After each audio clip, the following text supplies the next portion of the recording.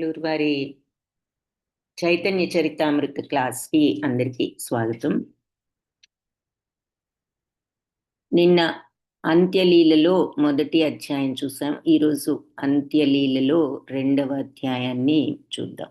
నిన్న రూపగోస్వామి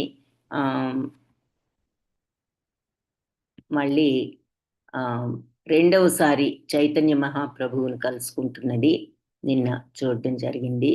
ఈరోజు రెండవ అధ్యాయం ఏమిటో చూద్దాము.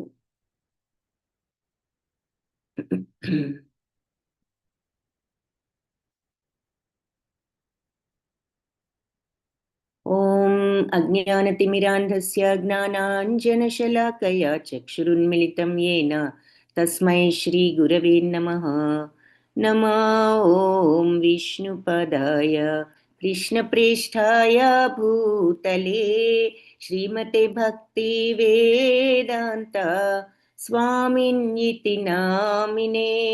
నమస్తే సరస్వతి దేవి గౌరవాణి ప్రచారిణే నిర్విశేష శూన్యవాది పాశ్చాత్య దేశధారిణే.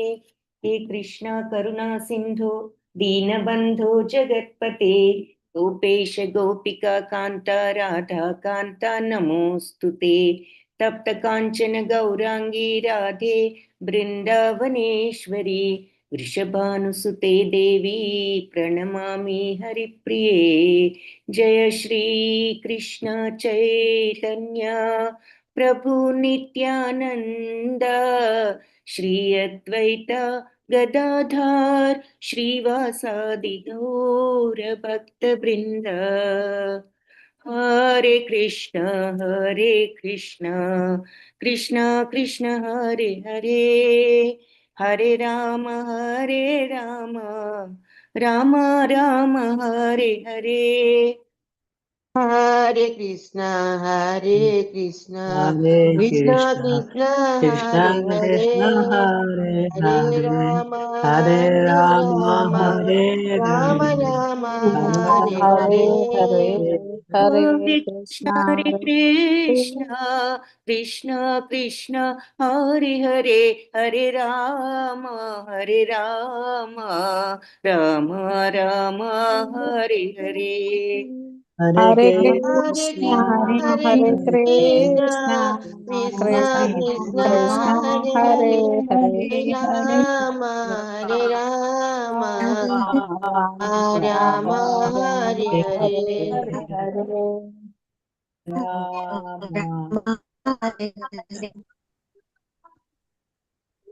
హరే కృష్ణ అందరికి. హరే కృష్ణ మాతాజీ దండవత్ ప్రణామాలు. హరే కృష్ణ మాతాజీ ప్రణామాలు. హరే కృష్ణ మాతాజీ ధన్వత్ ప్రణామాలు మాతాజీ. హరే కృష్ణ. హరే కృష్ణ అందరికి ప్రణామాలు.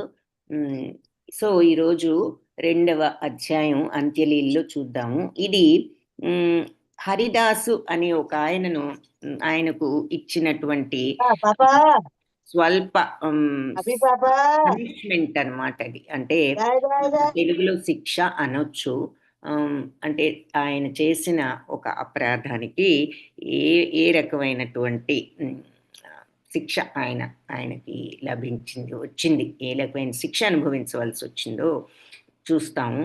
సో ఇందులో మరి ఈ అమృత ప్రవాహ భాష్యం అనే పుస్తకాన్ని భక్తి వినోద్ ఠాకూర్ రాశారని, అందులో ఏమున్నది అంటే చైతన్య చరితామృతం లాగానే ఆయన చైతన్య మహాప్రభువుని గురించి ఈ అమృత ప్రవాహ భాష్యం భక్తి వినోద్ ఠాకూర్ రాయడం జరిగింది.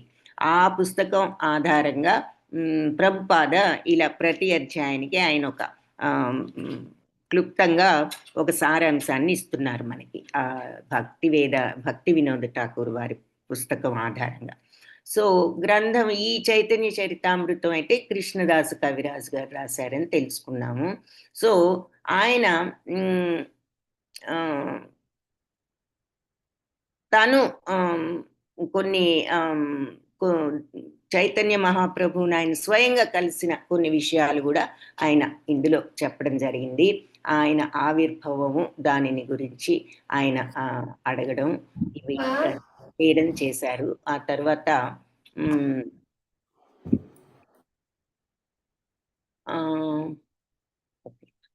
సో ఆయన ఆ సమయంలో నృసింహానందుడు అనే ఒక భక్తుడి గురించి, ఇంకా కొంతమంది భక్తుల గురించి ఆయన వివరించడం జరిగిందనమాట. సో ఇక్కడ మనం ముఖ్యంగా చూడబోయే విషయాలు ఏమిటి అంటే, ఈ అధ్యాయంలో మీకు సమయం దొరికినప్పుడు మీరు చదువుకోండి తప్పనిసరిగా. ఇది ఒక సులభమైన మార్గం అధ్యాయాల్లో ముఖ్యమైన విషయాలు వినడానికి. ఎందుకంటే చదవడానికి ఇంకా సమయం ఎక్కువ పడుతుంది. అందుకని మనం ఖాళీ ఉన్నప్పుడల్లా మనం చదువుకోవచ్చు. బట్ విషయం త్వరగా అర్థం చేసుకోవడానికి ఇలా క్లాస్ ద్వారా మనం త్వరగా వినడం చేస్తున్నాం అన్నమాట. సో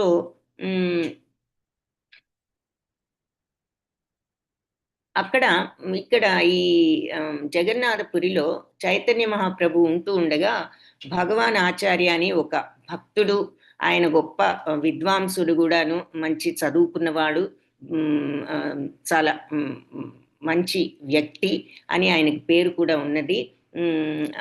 భగవాన్ ఆచార్యులు అనే ఆయన చైతన్య మహాప్రభుకి భక్తుడుగా ఉండేవాడు.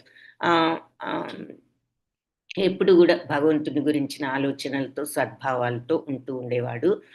స్వరూప దామోదరులతో కూడా చాలా స్నేహంగా ఉండేవాడు. ఎందుకంటే భక్తుడు ఎప్పుడు చైతన్య మహాప్రభుతో ఉంటూ ఉండేవారు. ఈ స్వరూప దామోదరులు మరి చైతన్య మహాప్రభుకి కుడి చేయిలాగా ఎప్పుడు ప్రక్కనే ఉండడం, ప్రతి విషయం జరిగినట్లు ఆయన వ్రాయడం, ఆయన వ్రాతల ఆధారంగానే ఈనాడు మనం ఈ చైతన్య చరితామృతాన్ని కూడా చదువుతున్నాము. ఆయన ఇక సెక్రటరీ అని అంటూ ఉండేవారనమాట. ఆయనకు కార్యదర్శి వంటి వాడు ఈ స్వరూప దామోదరుడు, ఎవరికి? చైతన్య మహాప్రభుకి. సో ఇతను ఈ భగవాన్ ఆచార్యులు అనేవారు మరి ఎప్పుడు చైతన్య మహాప్రభు పాదాల దగ్గర ఆయనకు ఎప్పుడు నమస్కారాలు అర్పిస్తూ ఆ శరణాగతి కోరుతూ ఉండేవాడు. ఇంటికి ఆయన్ను అప్పుడప్పుడు ఆహ్వానిస్తూ ఉండేవాడు తన గృహానికి వచ్చి ప్రసాదం స్వీకరించవలసిందిగా. వచ్చినప్పుడు మరి ఆయనకు మంచి భోజనం ఏర్పాటు చేసి ఆయనకు ఒక స్థానాన్ని ఇచ్చి ఇంట్లో ఆయనకు సెపరేట్గా ఆయనకు అక్కడ భోజనం అది వడ్డించడం చేస్తూ ఉండేవాడు. ఆయన తండ్రి పేరు సతానంద ఖాన్. ఆయన కూడా మంచి వక్త, చదువుకున్న, ఆ రోజుల్లో చదువుకున్న ఆయన మంచి వక్త, ఉపన్యాసాలు అవి ఇస్తూ ఉండేవాడు. కానీ ఈ భగవాన్ ఆచార్యులకి ఇటువంటివి ఏమీ ఆయనకు ఆసక్తి లేదు వీటన్నిటి మీద. ఆయన సన్యాసిలాగా జీవితం గడుపుతూ ఒక భక్తుల్లాగా ఉంటుండేవాడు. తర్వాత ఆయనకు ఒక తమ్ముడు ఉండేవాడు, గోపాల భట్టాచార్యులని. ఈ గోపాల భట్టాచార్యులు వేదాంతం అదంతా కూడా బెనారస్లో అంటే కాశీలో చదువుకుని తిరిగి మళ్ళీ అన్నగారి ఇంటికి తిరిగి వచ్చాడు, భగవాన్ ఆచార్యుల ఇంటికి. ఈ భగవాన్ ఆచార్యులు వచ్చిన తన సోదరుని తీసుకుని చైతన్య మహాప్రభుకి తీసుకువెళ్ళడం జరిగింది. కానీ ఈయన సోదరుడు ఈ గోపాల భట్టాచార్యుడు, ఆయన యొక్క సిద్ధాంతం వేరు. ఆయన ఏమిటి అంటే మరి ఆయన తత్వం ఈ రూపం లేని తత్వంగా అటువంటి పద్ధతిలో, అటువంటి మార్గంలో ఉన్న వ్యక్తి ఆయన. కాబట్టి చైతన్య మహాప్రభు అంతగా అతను ఆకర్షించలేదు చైతన్య మహాప్రభు. చైతన్య మహాప్రభు సిద్ధాంతమేమో కంప్లీట్గా మరి రాధాకృష్ణులు, వాళ్ళ అవతారాలు, వాళ్ళ తత్వాలు మీద ఉన్నది. మరి ఈయనేమో వేరేగా రూపం లేని తత్వంలో ఉన్నాడు. సో అందుకని అలాంటి శ్రీకృష్ణుడికి మరి భక్తుడు ఆయన రూపాన్ని, ఆయన యొక్క తత్వాన్ని ఆరాధించినప్పుడు ఇంకా ఆయన్ని కలవడానికి అంతగా ఆసక్తి చైతన్య మహాప్రభు చూపించలేదు. అయితే ఈ గోపాల భట్టాచార్యులు అందుకని కానీ ఏమిటి అంటే మరి భగవాన్ ఆచార్యుల యొక్క సోదరుడు కాబట్టి చూడను అనకుండా ఆయన్ని కలవడం అయితే జరిగింది. కానీ కలవడం వల్ల ఏమాత్రం మహాప్రభుకి ఆనందం ఏమీ కలగలేదు అని చెప్తున్నారు. ఈ భగవాన్ ఆచార్యులేమో స్వరూప దామోదరులతో ఇలా మా తమ్ముడు గోపాల భట్టు ఇంటికి తిరిగి వచ్చాడు, అంతా చదువుకుని కాశీలో వేదాంతం అదంతా కూడా చదువుకుని ఇంటికి తిరిగి వచ్చాడు అని చెప్పడం జరిగింది. చెప్పి మరి వేదాంతం గురించి చెప్తాడు. మీరు కొంచెం వినండి, బాగా అన్ని చదువుకుని వచ్చాడు, వేదాంతం అది తెలుసు అని ఆయన స్వరూప దామోదరుతో అన్నప్పుడు, స్వరూప దామోదరులు, నువ్వు మీ తమ్ముడి మీద ఉన్న, నీ సోదరుడి పట్ల ఉన్న అభిమానంతో నువ్వు మర్చిపోతున్నావు అసలు విషయాన్ని, నీకేదో వినాలని ఉన్నది, ఈ తత్వం వేరు, ఇది భగవంతుడిని రాధాకృష్ణుల యొక్క తత్వం కాదు, ఇది రూపం లేని తత్వం అనే విషయం నువ్వు మర్చిపోతున్నావు. ఒక వైష్ణవుడు మరి ఇలాంటి విన్నప్పుడు, ఇలాంటి తత్వాన్ని అంటే వేదాంత సూత్రాల్లో ఉన్నప్పటికీ ఈ తత్వాన్ని విన్నప్పుడు మరి భగవంతుడి మీద వాళ్ళ భక్తిలో తేడా వస్తుంది, ఆ భక్తి భావం తగ్గొచ్చు. కాబట్టి అది వాళ్ళు ఇదంతా మాయ అన్నట్లుగాను వేరే రకంగా ఉంటుంది వాళ్ళ వాదన. కాబట్టి ఇటువంటి మాటల వల్ల ఉపయోగం లేదు, భగవంతుడిని నమ్ముకో, నీకు అది అవసరం, అంతేగాని ఈ వేదాంత సూత్రాలు ఇవన్నీ కాదు. ఆయన ఈ వేదాంత సూత్రాల గురించి ఆయన చెప్పే విషయం కాదు, మనకి ముఖ్యం అన్నట్లుగా ఆయన చెప్పడం జరిగింది. స్వరూప దామోదరులు ఇలా చెప్తున్నప్పటికీ భగవాన్ ఆచార్యులు మన అందరం ఎలాగో శ్రీకృష్ణుడి యొక్క పాదాల మీదే మన భక్తి స్థిరంగా ఉన్నది. కాబట్టి మనమేమి ఈ శారీరక భాష్యం అంటారు దాన్ని, అంటే ఏది ఈ రూపం లేని తత్వాన్ని, నిరాకార తత్వాన్ని వీళ్ళు శారీరక భాష్యం అంటున్నారు. ఈ శారీరక భాష్యం విన్నంత మాత్రాన మనకేమి మనస్సు మారదు, మనం ఎలాగూ శ్రీకృష్ణుడి పాదాల మీద భక్తితో స్థిరపడి ఉన్నాం కాబట్టి మనం విన్నా పర్వాలేదు, వినండి అంటున్నాడు అనమాట. అంటే అప్పుడు స్వరూప దామోదరుడు, నువ్వు ఏది ఏమైనా ఈ రకమైన వాదన వినడం వల్ల అది దానివల్ల ఏమీ ఉపయోగం లేదు, ఉపయోగం లేనప్పుడు మనం అనవసరంగా కాలాన్ని వృధా చేయడం ఎందుకు, మనం భగవంతుడిని నమ్ముకున్నాము, ఆ భగవన్ నామంలో మనం సమయాన్ని గడపడం దీనికంటే ఉత్తమం అని ఆయన అనడం. దాంతో ఈ భగవాన్ ఆచార్యులు చాలా కొద్దిగా సిగ్గుపడి, తర్వాత భయపడి ఇక ఆయన నిశ్శబ్దంగా ఉండిపోయాడట. ఆ మర్నాడు గోపాల భట్టాచార్యులు వాళ్ళ ఊరికి ఆయన వెళ్ళిపోయాడు. వెళ్ళిపోయిన తర్వాత భగవాన్ ఆచార్యులు చైతన్య మహాప్రభుని తన ఇంటికి ఒకసారి మళ్ళీ ప్రసాదానికి రమ్మని ఆయనకు అన్ని ఏర్పాటు చేసి భోజనం చేయడం జరిగింది. అక్కడ చోటా హరిదాస్ అని ఒక భక్తుడు, ఆయన చైతన్య మహాప్రభు పాటలు పాడుతూ ఉండేవాడు ఆయన దగ్గర, కీర్తనలు. సో భగవాన్ ఆచార్యులు ఆయన్ని ఇంటికి పిలిపించి, మీరు అక్కడ షిఖీ మాహితి అని చెప్పేసి ఒక ఆవిడ ఉండేవారు, ఒక భక్తురాలు, నా పేరు చెప్పి అంటే బియ్యాన్ని కొంచెం ఆవిడ దగ్గర భిక్షగా అడిగి తీసుకునిరా అని చెప్పి పంపిస్తాడు. పంపిస్తే ఈ షిఖీ మహితి అనే ఆవిడ అసలు ఆవిడ సోదరి మాధవీదేవి అని ఒక ఆవిడ ఉన్నది. ఆవిడ కొంచెం పెద్ద ఆవిడ, అన్ని ఈ నియమాలు, పూజలు, పునస్కారాలు ఇవన్నీ చేస్తూ కొంచెం నిష్టగా ఉంటూ ఉండేది. మంచి ఆధ్యాత్మిక మార్గంలో ఉన్న వ్యక్తి ఆవిడ. అయితే చైతన్య మహాప్రభు ఆవిడను ఆవిడ ఇంతకుముందు రాధారాణికి చాలా దగ్గర అనుబంధం ఉన్న స్నేహితురాలుగా చైతన్య మహాప్రభు ఆవిడను భావించేవారట. కాబట్టి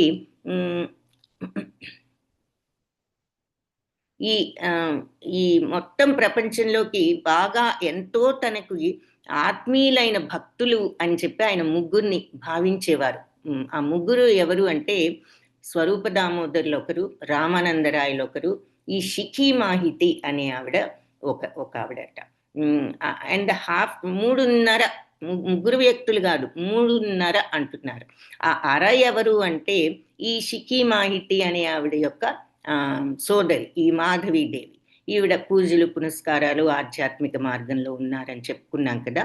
ఆ మాధవీదేవి, మూడు తర్వాత అర అనే వ్యక్తి. ఈ ముగ్గురు అంటే వీళ్ళు ఈ భౌతిక ప్రపంచంలో ఉన్న భక్తులలో ఇప్పుడు నిత్యానంద ప్రభు వీళ్ళందరూ కూడా భగవంతుడి యొక్క విస్తరణలే అని చెప్పుకుంటున్నాం. నిత్యానంద ప్రభు, బలరాముడు. కాబట్టి వాళ్ళు భౌతిక ప్రపంచంలో వాళ్ళ కింద రారు. అద్వైతాచార్యులు ఏమిటి, గదాధర పండితుడు, శ్రీవాస వీళ్ళంతా కూడా అందుకని వాళ్ళ పేర్లు ఇక్కడ లేవన్నమాట. సో ఈ ప్రపంచంలో ఉన్న భక్తులలో చైతన్య మహాప్రభుకి ఈ 3.5 భక్తులు ఎక్కువ ప్రధానమైన భక్తులు.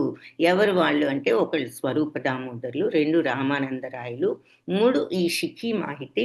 ఆ అర ఎవరు అంటే ఈవిడ సిక్కి మాహితి యొక్క సోదరి మాధవీదేవి అని చెప్తున్నారు. సో ఆవిడ దగ్గరికి వెళ్ళి కొంచెం బియ్యం భిక్ష, అంటే సన్యాసులు ఎప్పుడు కూడా భిక్ష అనేది తీసుకుంటూ ఉంటారు కాబట్టి ఈయన్ను నా పేరు చెప్పి నేను భిక్ష అడిగినట్టుగా కొంచెం ఆవిడ దగ్గర బియ్యం తీసుకురా అని చెప్పి ఇతన్ని పంపడం జరిగింది. పంపినప్పుడు ఈ హరిదాసు అనే ఒక చిన్న భక్తుడు ఉండేవాడు. ఈ భక్తుడు వెళ్ళి అప్పుడు ఆవిడ దగ్గరికి వెళ్ళి తీసుకొస్తాడు. తీసుకొచ్చిన తర్వాత అప్పుడు ఈయన చాలా తృప్తిగా ఓకే వెళ్ళాడు, తీసుకొచ్చాడు అనుకుని ఆయన ఎంతో ఆదరంతో మరి ఈ భోజనం తయారు చేయడం జరిగింది చైతన్య మహాప్రభుకి.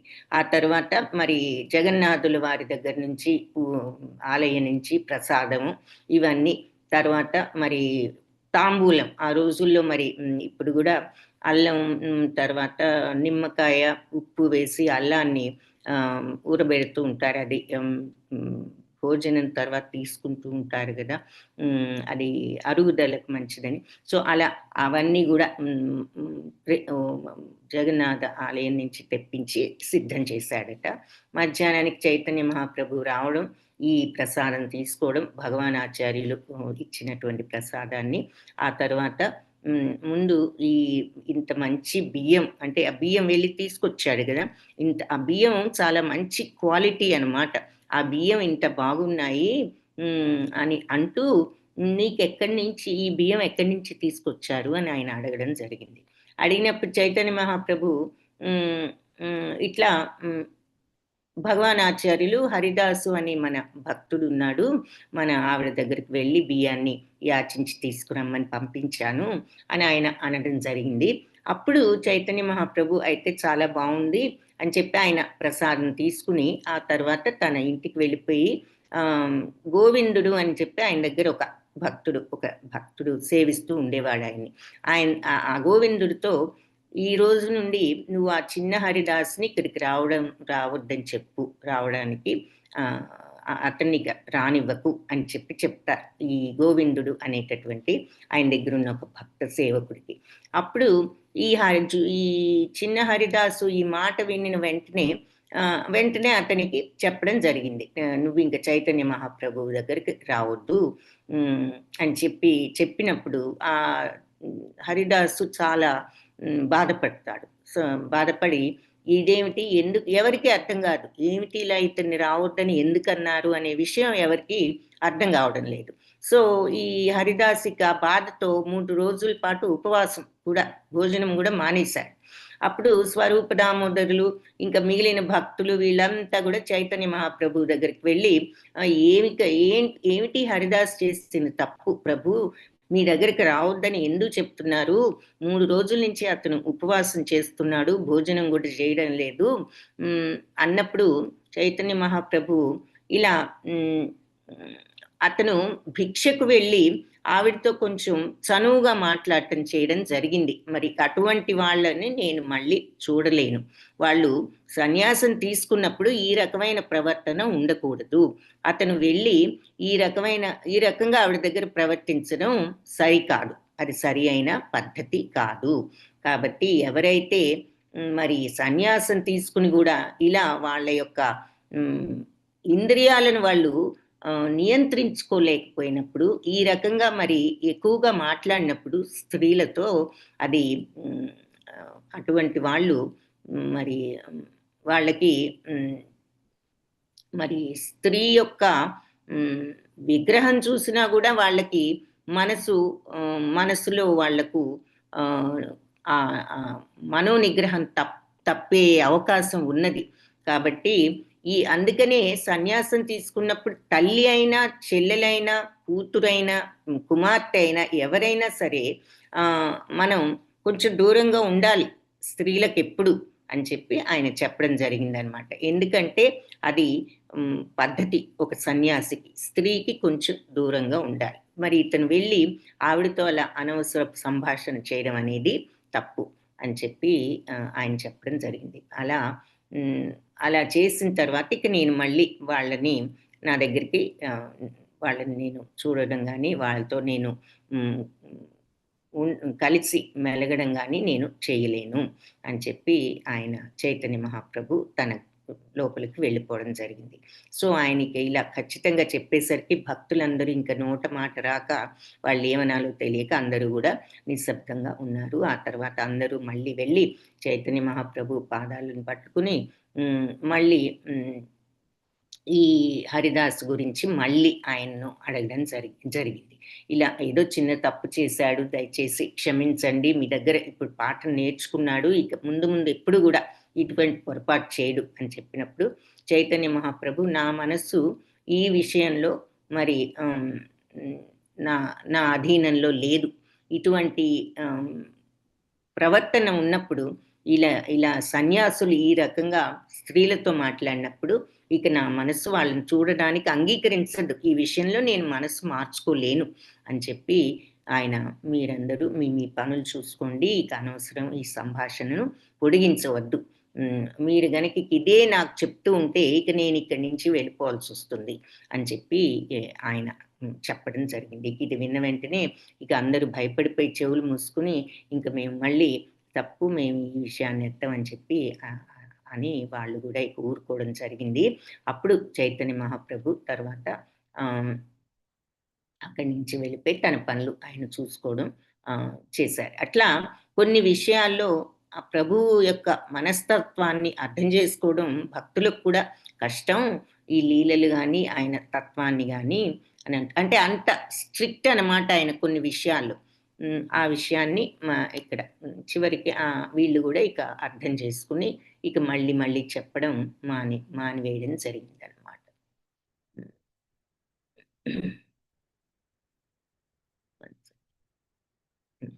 సో ఆ తర్వాత భక్తులందరూ కూడా పరమానందపురి అనే ఆయన దగ్గరికి వెళ్ళి ఆయన్ని అడిగారు. ఏమని? చైతన్య మహాప్రభుకి మీరు కొంచెం నచ్చ చెప్పండి, మీరు చెప్తే వింటారేమో అని. ఈ పరమానందపురి అప్పుడు ఆయన ఒక్కరే చైతన్య మహాప్రభు దగ్గరికి వెళ్ళి ఆయనకి నమస్కారం చేసి పక్కన కూర్చుని మర్యాదగా కూర్చునేసరికి అప్పుడు ఆయన ఏమిటి ఇలా వచ్చావు అని అడగడం జరిగింది. అప్పుడు పరమానందపురి ప్రార్థిస్తూ ఇలా హరిదాస్ గురించి మళ్ళీ ఆయన కూడా అడగడం జరిగింది. అప్పుడు చైతన్య మహాప్రభు మీరు ఆయన ఎంతో మర్యాదగా ఆయన్ని ప్రభు అని పిలుస్తూ ఒక్కసారి నా మాట వినండి, మీరు ఇక్కడ ఈ వైష్ణవులందరి దగ్గర మీరు ఉండండి, నన్ను అలాలనాథ అనే ఊరు ఉన్నది, అక్కడికి వెళ్ళిపోతాను నేను, అక్కడ నేను ఒక్కడనే ఉంటాను, గోవిందుడు ఒక్కడు నాతో పాటు వస్తాడు, మీరు ఈ భక్తులందరి దగ్గర ఈ వైష్ణవుల దగ్గర మీరు ఉండండి అని ఆయన ఈ పరమానందపురిని అడగడం జరిగింది. ఆ తర్వాత చైతన్య మహాప్రభు ఆ గోవిందుడిని పిలిచి మరి పరమానందపురికి నమస్కరించి చైతన్య మహాప్రభు లేచి వెళ్ళడానికి సిద్ధపడ్డారు. సో అప్పుడు వెంటనే పరమానందపురి ఆయన ముందుకు వెళ్ళి మళ్ళీ ఆయనను కూర్చోవలసిందిగా బ్రతిమాలడం జరిగిందనమాట. చైతన్య, మీరు మరి భగవత్ స్వరూపులు, మరి మీరు ఏది కావాలంటే అది చెయ్యొచ్చు, మీకు ఇలా చేయండి అని చెప్పే వాళ్ళు ఎవరున్నారు?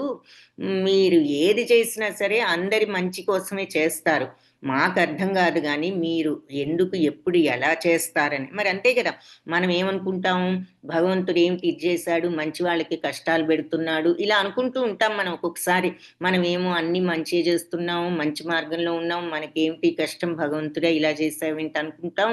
అలాగే ఒక్కొక్కసారి మంచి వాళ్ళకి కష్టాలు రావడం చూస్తూ ఉంటాం, చూసి దేవుడు ఇలా చేస్తున్నాడు, మంచి వాళ్ళకి కష్టాలంటే భగవంతుడికి ఏమైనా వాళ్ళ మీద కోపమా?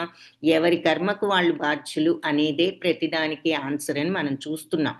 కాబట్టి మనకి తెలిసిన కర్మ ఈ జన్మ కర్మ, పూర్వజన్మ కర్మలు మనకు తెలియదు కదా. అది భగవంతుడు ఆయనకు తెలుసు, ఆయన ఇచ్చేదేమీ లేదు. ఇది ఈ ప్రపంచం నడిచే రూలు, సృష్టి యొక్క రూల్ ఎలా ఉంటుంది? ఎవరి కర్మకు వాళ్ళు బాధ్యులు అంతే. ఆ రూల్ ఉన్నది, ఆ రూల్ ప్రకారం జరుగుతుంది అది. అంతేగాని భగవంతుడేమి మనకు కావాలని కష్టాలు ఇవ్వడం లేదు, సుఖాలు ఇవ్వడం. మనం చేసిన దాన్ని బట్టి మనకి కష్టాలు సుఖాలు వస్తున్నాయని మనం జనరల్గా అర్థం చేసుకుంటూ ఈజీగా అర్థం చేసుకోవాలి. సో నువ్వు మరి జనరల్గా ఆయన అందరినీ మంచి మార్గంలో ఉండమనే కోరుకుంటున్నారు. కానీ మనసు బుద్ధి అహంకారాలతో మనం మన ఓన్ చాయిసెస్ని మనం సెలెక్ట్ చేసుకుంటున్నాం. మంచి మార్గం వైపా చెడు మార్గం వైపా అన్నది మన యొక్క తత్వాన్ని బట్టి ఉంటుంది. మనం ఏ రకమైనటువంటి మార్గంలోకి వెళ్తున్నాం అనేది ఆ స్వాతంత్రాన్ని మనకే వదిలారు కాబట్టి ఆయన అన్ని ఇచ్చి మనసుని బుద్ధిని అహంకారాన్ని సరి అయిన మార్గంలో పెట్టుకోవాల్సింది పోయి మనం దానిని తప్పు మార్గంలో పెట్టుకుంటే ఏ రకమైన మార్గంలో ఉంటే ఆ రకమైనటువంటి ప్రతిఫలాన్ని కర్మఫలాన్ని మనం అనుభవిస్తాం. సో నువ్వు ఆయన భగవంతుడు ఎప్పుడు కూడా మరి శ్రేయోభిలాషం చూసాం కదా మనం. భోక్తారాం యజ్ఞ తపసాం సర్వలోక మహేశ్వరం సుహృదం సర్వభూతాన, అన్ని జీవరాశులకు శ్రేయోభిలాషి, ఆయన మంచిని కోరేవాడే. కాబట్టి అలా నువ్వు అందరి యొక్క మంచిని కోరేవాడివి మాకు అర్థం కాదు. నీ యొక్క తత్వము, నీ లోతైన తత్వం అర్థం చేసుకోవడం మాకు కష్టం అని చెప్పి ఆ పరమానందపురి గోస్వామి వెళ్ళిపోయాడు అనమాట. అంటే క్షమించంటే ఈయన చెప్పడం ప్రారంభించేసరికి ఆయన ఎస్ అని లేదు, నో అని లేదు. నువ్వు ఇక్కడి భక్తులందరినీ నువ్వు చూసుకో, ఇక్కడ జగన్నాథపురిలో నేను గోవిందుని తీసుకుని నేను వెళ్తాను అని చెప్పి ఆయన అంటే ఇంకా నాకు చెప్పద్దు అని చెప్పిన తర్వాత వాళ్ళు మళ్ళీ ఈయన్ని పంపించారు కదా.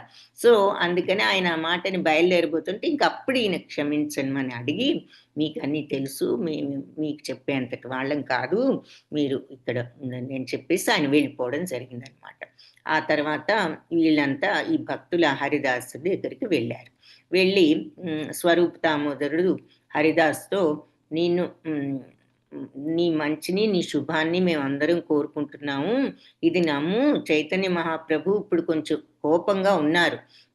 ఆయన మరి భగవద్ అవతారమే కాబట్టి ఏదో ఒక టైంలో తప్పకుండా నిన్ను క్షమిస్తారు. ఎందుకంటే భగవంతుడు కరుణామయుడు కాబట్టి నువ్వు కూడా నువ్వు ఇలా మొండితనంతో ఇంకా ఇలాగే ఆయన ఎవరో ఒకళ్ళు చెప్పిద్దాము అని నువ్వు అనుకోకు. నువ్వు ఇక స్నానం చేసి నువ్వు ప్రసాదం తీసుకో, క్రమేణా ఆయన కోపం తగ్గుతుంది అని చెప్పి ఇతన్ని ఊరడించడం జరిగింది స్వరూప దామోదరులు వచ్చి ఈ భక్తుని. అప్పుడు చెప్పి ఊరడించి వెళ్ళి స్నానం చేసి నువ్వు ప్రసాదం తీసుకో ముందు. అంటే ఆ రోజుల్లో స్నానం అంటే గంగా స్నానం ఇటువంటివి చేస్తూ ఉండేవారు వాళ్ళు తరచు, రోజు కూడా. అది వాళ్ళకి మరి పుణ్యమైన గంగా నదిలో. సో అందుకని నువ్వు వెళ్ళు ముందు స్నానం చేసి ప్రసాదం తీసుకో. అంటే మరి భోజనం చేయడం లేదుగా 3 రోజుల నుంచి. సో అందుకని నువ్వు ఇవన్నీ వదిలిపెట్టు. భగవంతుడు మెల్లగా ఏదో ఒక టైంలో ఆయన కరుణామయుడు నిన్ను అనుగ్రహిస్తాడు. నువ్వు అందుకని ఇలా కోపంగా నువ్వు ఉపవాసం చేసి, మరి అది ఉపవాసం అంటే ఏమిటి? నువ్వు ఒక రకమైన పంతమే కదా, నన్ను చూడడం లేదు ఇక నేను భోజనం చెయ్యను అని అట్లా పెట్టుకోవద్దు. నువ్వు మొండితనం ఆపి వెళ్ళి స్నానం చేసి నువ్వు ప్రసాదం తీసుకో అని చెప్పి ఆయన చెప్పడం జరిగింది. చెప్పి ఆయన వెళ్ళిపోయారు స్వరూప దామోదరులు. కాబట్టి నువ్వు ఇలా ఉపవాసం చేస్తూ కూర్చోకు, స్నానం చేసి ప్రసాదం తీసుకో అని. ఆ తర్వాత చైతన్య మహాప్రభు మరి జగన్నాథ ఆలయానికి వెళ్ళినప్పుడు ఈ హరిదాసు దూరం నుంచి చూస్తూ ఉండేవాడు అనమాట. ఆయన చూస్తూ ఉండేవాడు. చైతన్య మహాప్రభు మరి ఆయన ఎంతో కరుణామయుడు, ఆయన అర్థం చేసుకోవడం కూడా కష్టము. ఇలా భక్తుల్ని ఆయన శిక్షించినా కూడా వాళ్ళు సరి అయిన ధర్మ మార్గంలో ఉండాలని, వాళ్ళ యొక్క బాధ్యతలను వాళ్ళు సక్రమంగా నిర్వర్తించాలనే ఆయన ఆ రకంగా ఉంటారు. మరి భక్తులందరూ ఈ ఉదాహరణ చూసిన తర్వాత ఇక వాళ్ళందరూ కూడా ఎంతో అప్రమత్తతతో ఉండేవారన్నమాట. ఏది ఇలా సన్యాసులుగా ఉన్నాము, మనం ఇలా తప్పుగా ప్రవర్తించకూడదు, మనం ఒక పద్ధతిలో ఉండాలి. మరి ఆయన చెప్పిన తర్వాత మరి అలా మరి ఇక వాళ్ళంతా ఇక స్త్రీలతో మాట్లాడడం కూడా ఆపివేశారు. వాళ్ళ కలలో కూడా వాళ్ళు తలుచుకునేవారు కాదు ఆ విషయాన్ని అని చెప్పి చెప్తున్నారు. సో మరి అంటే అంత ఇదిగా మనం ఆచరించినప్పుడే యద్యదాచరతి శ్రేష్ఠ తత్తద్దేవేతరో జనః అన్నట్లు మరి అది ఆచరించి చూపించారు కాబట్టే అందరూ కూడా అలా ఫాలో అవ్వగలుగుతున్నారు. సో ఈ రకంగా ఒక సంవత్సరం పాటు జరిగిందనమాట. కానీ చైతన్య మహాప్రభు ఏమీ ఆయన పట్ల కరుణ చూపించే సంకేతం ఏమీ కనిపించలేదట. సో చివరికి ఒక రోజు రాత్రి ఇక ఈ హరిదాసు చైతన్య మహాప్రభుకి నమస్కరిస్తూ దూరం నుండే మనసులో ఇక చివరికి ప్రయాగ బయలుదేరాడు, ఎవరికి చెప్పకుండా. ప్రయాగ అంటే అక్కడే కదా గంగా యమునల సంగమం ఉంటుంది. సో ప్రయాగ బయలుదేరి ఇక అక్కడ ఇక నేను చైతన్య మహాప్రభు పాదాల దగ్గరికి చేరుకోవాలి భగవంతుణ్ణి అనుకుంటూ అతను ఇక త్రివేణి సంగమంలో, అంటే గంగా యమున సరస్వతి అక్కడ కలుస్తాయని చెప్తారు, లోపల సరస్వతి అడుగునుంటుంది అని చెప్తారు కదా, ఆ సంగమంలో కలిసిపోయి ఆయన తన జీవితాన్ని అంతం చేసుకున్నాడు. చేసుకున్న తర్వాత మరి అతను వెంటనే అతని యొక్క ఆత్మ చైతన్య మహాప్రభు దగ్గరకు వెళ్ళడము, ఆ భగవంతుడి యొక్క కరుణ అతనికి లభించడము జరిగింది. కాకపోతే ఆయన శరీరం పైకి కనిపించకపోయినా ఆయన యొక్క ఆధ్యాత్మిక శరీరం భగవంతుణ్ణి చైతన్య మహాప్రభు దగ్గరికి చేరుకోవడం జరిగింది. సో ఆ ఆధ్యాత్మిక శరీరంలో అతను ఎలా ఉన్నాడట, ఈ హరిదాసు అందరికీ కనిపించకపోయినా గంధర్వుడిలాగా ఉన్నాడట. గంధర్వుడిలాగా ఉంటూ ఆయన రాత్రిపూట చైతన్య మహాప్రభుకి కీర్తనలు పాడుతూ ఉండేవాడట. ఎవరికీ వినిపించేది కాదు, ఒక్క చైతన్య మహాప్రభుకే ఆ విషయం తెలుసు అని చెప్పి చెప్తున్నారు. సో చైతన్య మహాప్రభు ఒకరోజు భక్తులతో హరిదాస్ ఏడి, ఇప్పుడు ఆయన ఇక్కడికి తీసుకురండి అని అనడం జరిగిందట, ఏమి ఎరగనట్లుగా. అప్పుడు ఈ భక్తులు ఒకరోజు ఇలా సంవత్సరం పాటు అలా ఉన్న తర్వాత హరిదాసు మధ్యరాత్రిలో ఒకరోజు లేచి వెళ్ళిపోయాడు, అతను ఎక్కడున్నాడో ఎవరికి తెలియదు అని చెప్పి భక్తులందరూ చెప్పారు. అది విన్న తర్వాత ఈ రకంగా భక్తులు చెప్తున్నప్పుడు చైతన్య మహాప్రభు చిన్నగా నవ్వి చిరునవ్వు నవ్వినప్పుడు భక్తులందరూ కూడా ఆశ్చర్యపోయారట. ఏమిటి ఇలా వారు ఏమిటి అన్నది వాళ్ళకి అర్థం కాలే. తర్వాత ఒకరోజు జగదానందుడు, స్వరూప దామోదరుడు, గోవిందుడు, కాశీశ్వరుడు, శంకరుడు, దామోదర, ముకుంద వీళ్ళంతా భక్తులు అనమాట. ఈ భక్తులందరూ సముద్ర స్నానానికి వెళ్ళారట. వెళ్ళినప్పుడు వాళ్ళకి ఈ హరిదాస్ పాడడం వినిపించిందట. ఒక దూరం నుంచి హరిదాసు కీర్తన వాళ్ళకి వినపడ్డది, కానీ ఎవరికి అతను కనిపించడం లేదు. కానీ అతను పాడేటటువంటి పాట వీళ్ళందరికీ భజన వినిపిస్తోంది. కాబట్టి వీళ్ళంతా ఈ గోవిందుడు ఆధ్వర్యంలో వీళ్ళంతా ఏమనుకున్నారట, ఈ హరిదాసు ఇక్కడ ఏదో ఆత్మహత్య చేసుకుని ఉంటాడు, ఏ విషయమో తీసుకుని, అందుకని ఆ పాపం వల్ల ఇలా ఒక దయ్యంలాగా, బ్రాహ్మణ దయ్యంలాగా అయిపోయాడు, ఒక భక్తుడు కాబట్టి ఇలా అని వాళ్ళు అనుకున్నారట. మనం అతని ఆకారాన్ని చూడలేం కానీ మనం ఇట్లా వింటున్నాము కాబట్టి ఈ ప్రాంతంలో అతను అలా ఉన్నాడేమో అని చెప్పి వాళ్ళు అనుకోవడం జరిగింది. మరి జీవితాంతం హరే కృష్ణ మహామంత్రం పాడుకుంటూ ఉన్నాడు. చైతన్య మహాప్రభుకి సేవ చేశాడు. చైతన్య మహాప్రభుకి చాలా ప్రియుడు కూడా అతను. అంతకుముందు అతనంటే చాలా ప్రియంగా ఉండేవారు. అలాగే మరి ఇలాంటి పుణ్య స్థలంలో చనిపోయాడు కాబట్టి హరిదాస్ ఠాకూర్ని మనం తక్కువగా చూడకూడదు, అతనికి మోక్షం వచ్చింది, ఇది చైతన్య మహాప్రభు యొక్క లీల అని చెప్పి మనందరికీ కూడా తర్వాత అర్థం అవుతుంది అని వాళ్ళు అనుకుని ఇక చివరికి వాళ్ళు ఆ రకంగా సమాధాన పడ్డారట. ఆ తర్వాత ఒక భక్తుడు నవద్వీపానికి వచ్చాడు, ప్రయాగ నుంచి వచ్చి అక్కడ అందరికీ ఈ హరిదాసు యొక్క ఉదంతం కథ అంతా చెప్పడం జరిగిందట నవద్వీపంలో వాళ్ళందరికీ. అయితే చెప్పి ఈ హరిదాసు ఏ రకంగా ఈ చివరికి గంగా యమున ఈ సంగమంలో కలిసిపోయాడు అన్నది చెప్పడం జరిగినప్పుడు ఇదంతా విని శ్రీవాస్ ఠాకూరు మిగిలిన భక్తులందరూ కూడా చాలా ఆశ్చర్యపోయారట. ఆశ్చర్యపోయి ఆ సంవత్సరం చివరిలో వీళ్ళందరూ శివానంద సేనుడు అనే ఒక ఆయన్ని చూసాం కదా మనం, ఆ భక్తుడిని. వాళ్ళతో ఆయనతో పాటు వీళ్ళంతా జగన్నాథపురి వచ్చారు. మామూలుగా వాళ్ళు ప్రతి సంవత్సరం వస్తూ ఉంటారు కదా. వచ్చి మిగతా భక్తులందరితో ఈ శివానంద సేనుడు జగన్నాథపురి వచ్చారు. వచ్చి చైతన్య మహాప్రభుని కలుసుకోవడం, చాలా అక్కడ కలుసుకుని అందరూ ఆనందంగా ఆయనకు నమస్కరించడం ఇవన్నీ చేసిన తర్వాత హరిదాసు ఏడి అని చెప్పేసి శ్రీవాస్ ఠాకూరు చైతన్య మహాప్రభుని అడగడం జరిగింది. అన్నప్పుడు చైతన్య మహాప్రభు ఎవరి కర్మఫలాలను వాళ్ళు అనుభవించడం తప్పనిసరి అని చెప్పి ఒక మాట అనడం జరిగిందట. ఆయన ప్రశ్నకు సమాధానం, హరిదాస్ ఏడి అని ఆయన అడిగినందుకు ఎవరి కర్మఫలాలను వాళ్ళు అనుభవించడం తప్పదు అని చెప్పి చైతన్య మహాప్రభు సమాధానం చెప్పారు. తర్వాత ఇట్లా ఆయన గంగా యమున సంగమంలోకి వెళ్ళి ఇలా శరీరాన్ని అంతం చేసుకున్నాడట అని శ్రీవాస్ ఠాకూరు చెప్పడం జరిగింది. అప్పుడు చైతన్య మహాప్రభు ఇదంతా విని ఆయన మళ్ళీ చిరునవ్వుతో ఎవరైనా మరి ఇలా ఒక కోరికతో ఒక స్త్రీ వైపు చూసినప్పుడు సన్యాసిగా ఉంటూ మరి ఈ రకమైనటువంటి పరిణామమే వస్తుంది అని చెప్పి ఆయన చెప్పడం జరిగింది. ఆ తర్వాత ఇక ఈ భక్తులందరూ స్వరూప దామోదరుల ఆధ్వర్యంలో ఏమనుకున్నారు అంటే, ఇక హరిదాసు ఇట్లా ఆత్మహత్య చేసుకున్నాడు, ఇలా జీవితం అంతం చేసుకున్నాడు ఏది గంగా యమున సంగమంలో, కాబట్టి చివరికి భగవంతుడి యొక్క పాదాలని చైతన్య మహాప్రభు పాదాల దగ్గరికి చేరుకున్నాడు అని చెప్పి అని వాళ్ళందరూ కూడా చివరికి సమాధాన పడ్డారు అని చెప్పి చెప్తున్నారు. సో ఇది ఈ చాప్టర్లో మనం ముఖ్యంగా తెలుసుకోవాల్సిన విషయం. కాబట్టి ఇలా చైతన్య మహాప్రభు సచీదేవి కుమారుడైన చైతన్య మహాప్రభు లీలలు విన్నప్పుడు మన చెవులకు మనస్సుకు కూడా ఎంతో సంతృప్తిని కలిగించే ఈ లీలలు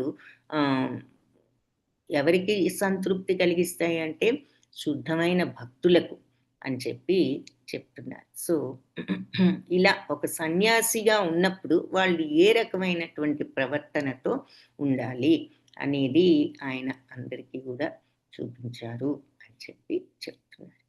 ఇది ఈరోజు పాఠం. వాంఛాకల్పతరుభ్యశ్చ కృపా సింధుభ్య ఏవ చ పతితానాం పావనేభ్యో వైష్ణవేభ్యో నమో నమః. హరే కృష్ణ. సో మరి ఈరోజు పాఠం ఇంతటితో ముగిద్దాము. రేపు మళ్ళీ నెక్స్ట్ చాప్టర్, నెక్స్ట్ లెసన్ చూద్దాం. హరే కృష్ణ. అందరికీ క్లాస్కి వచ్చినందుకు ధన్యవాదాలు.